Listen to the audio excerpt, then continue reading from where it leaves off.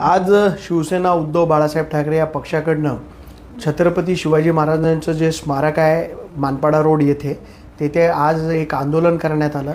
गेल्या 6 महिन्यापासून छत्रपती शिवाजी महाराजांच्या जे स्मारकाचं सुशोभीकरण चालू आहे, तिथे जी छत्रपती शिवाजी महाराजांच्या डोक्यावरची जी मेघदंबरी होती ती गेल्या 6 महिन्यापासून काढून ठेवलेली आहे आणि तिथे एक कपड्याची तात्पुरती मेघदंबरी लावलेली आहे। हा आमच्या छत्रपती शिवाजी महाराजांचा अवमान आहे।